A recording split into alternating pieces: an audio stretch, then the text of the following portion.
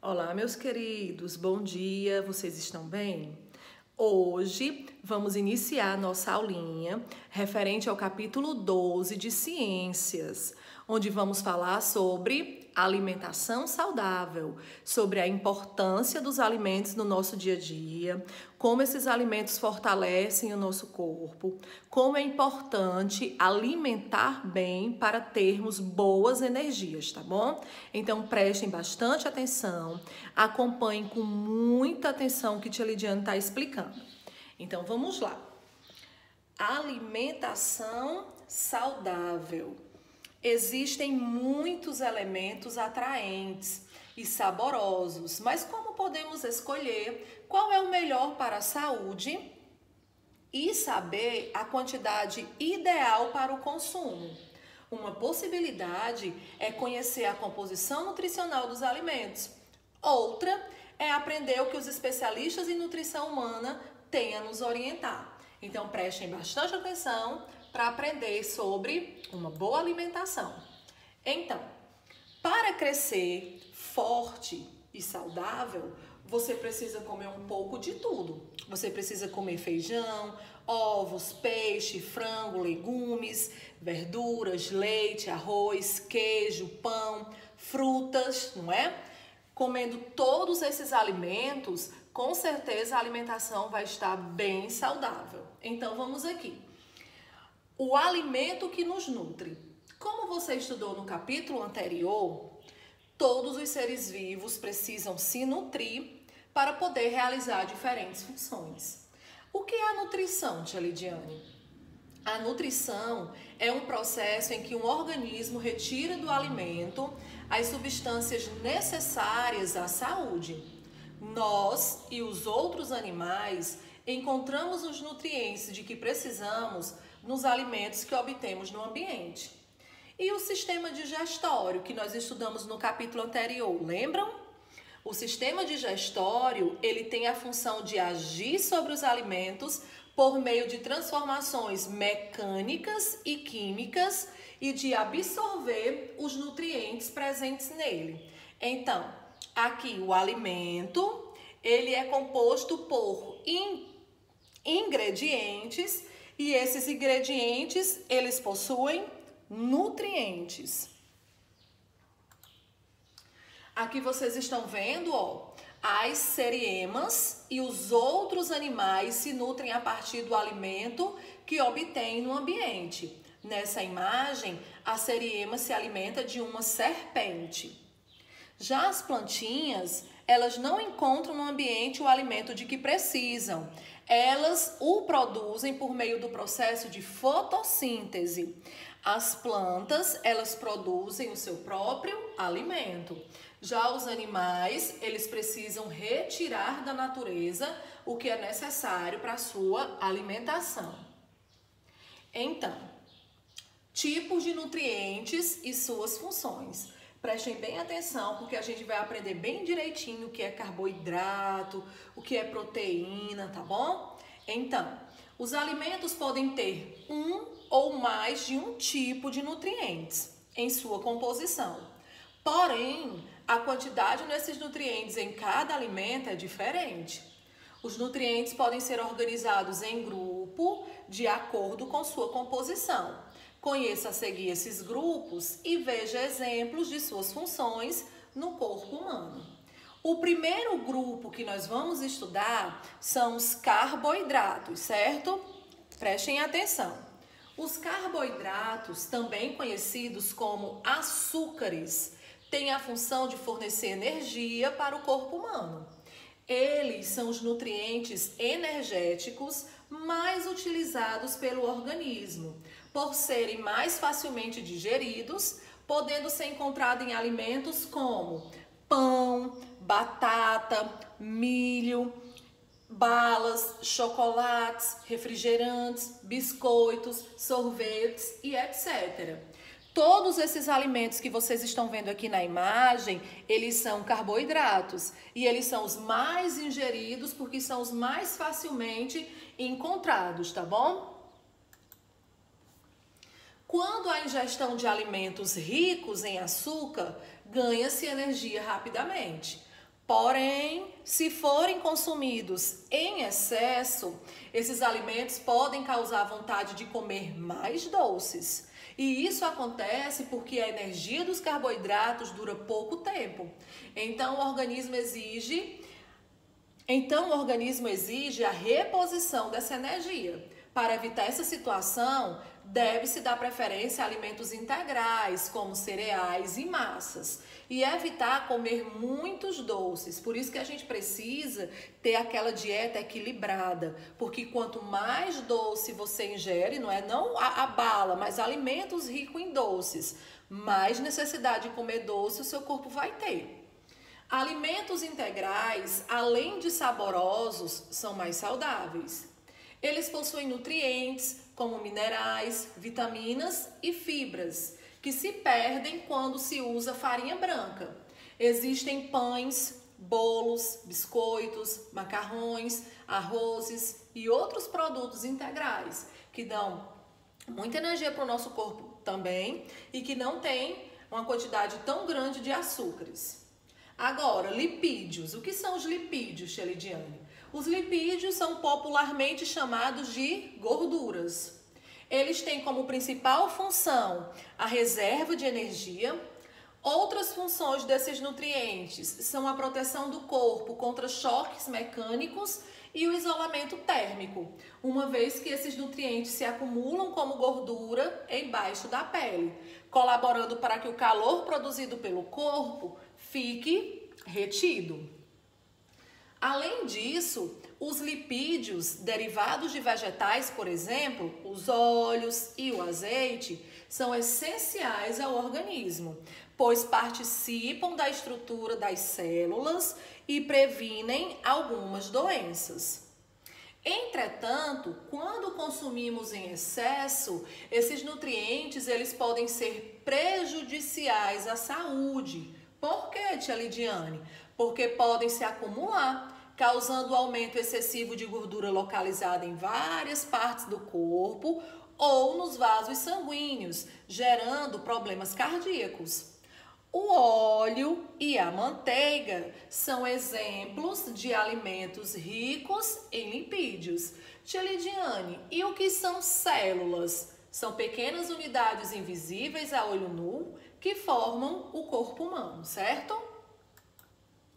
Agora, nós vamos estudar sobre as proteínas. O que são as proteínas, Shelidiane? As proteínas são nutrientes construtores, pois fazem parte da composição das células e dos tecidos do corpo. São classificadas também como nutrientes reguladores, já que certos hormônios são constituídos por proteínas e regulam as ações das células e dos tecidos do corpo. Elas também funcionam como terceira fonte de energia, depois dos carboidratos e dos lipídios. As proteínas, elas podem ser encontradas em, vamos lá, carnes magras, ovos, leite, queijo, castanhas e grãos, como feijão e grão de bico. Nessa imagenzinha aqui, ó, vocês estão observando vários alimentos ricos em proteínas. Mas tem uma dicasinha.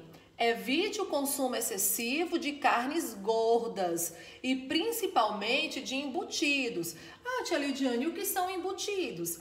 Embutidos são alimentos industrializados, obtidos com a moagem de carne e de outros produtos similares.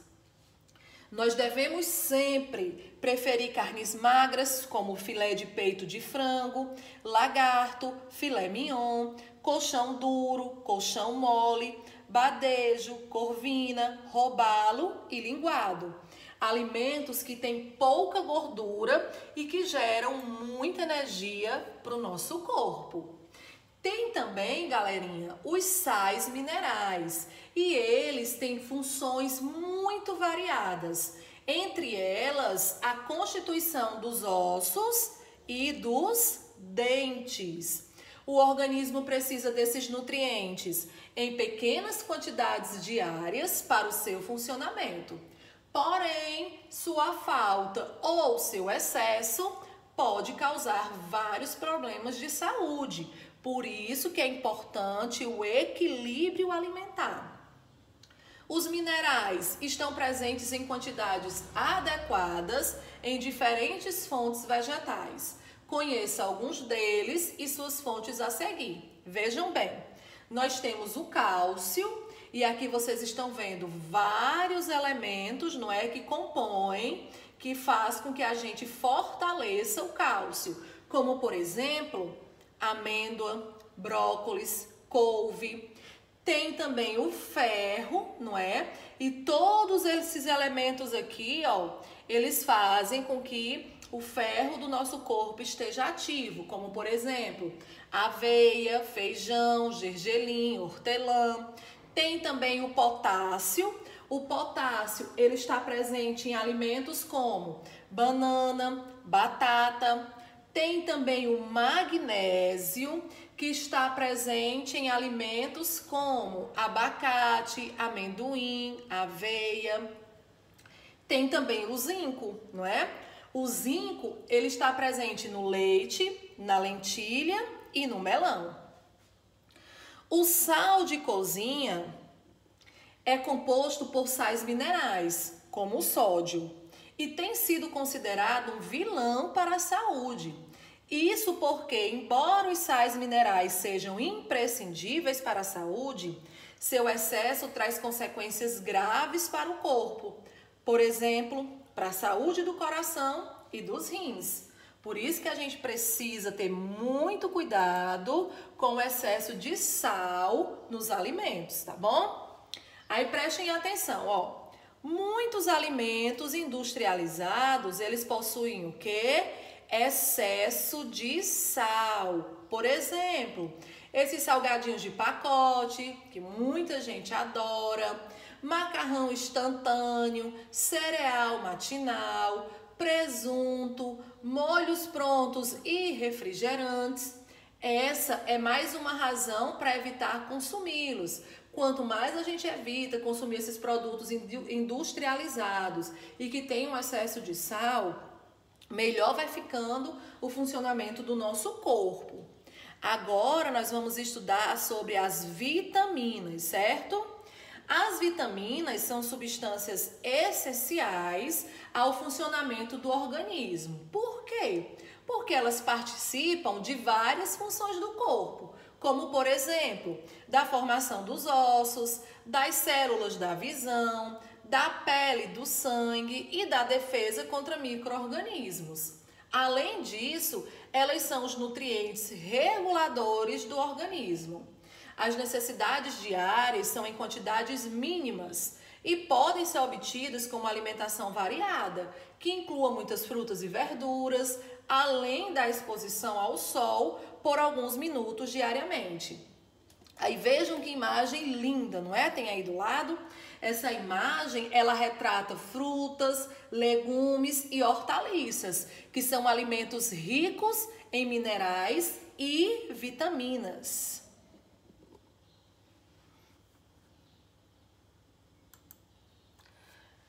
Aqui vocês estão vendo algumas vitaminas, não é? E onde essas vitaminas elas podem ser encontradas. Por exemplo, a vitamina A, ela pode ser encontrada na cenoura, na abóbora, no brócolis, no espinafre, nas frutas amarelas, fígado, leite e ovos. Já as vitaminas B1, ela pode ser encontrada na carne, legumes, cereais integrais e verduras. A vitamina B12 no fígado, nas carnes, peixes, ovos, leite e queijo. A vitamina C na laranja, limão, tomate, abacaxi, repolho, couve-flor e espinafre. Já a vitamina D, podemos encontrá-la no atum e no salmão. A vitamina E, germe de trigo, amendoim, amêndoa, couve, brócolis e gema de ovo. E a vitamina K, nós podemos encontrá-las no couve, no brócolis e na salsa. Todos nós devemos comer bem sempre.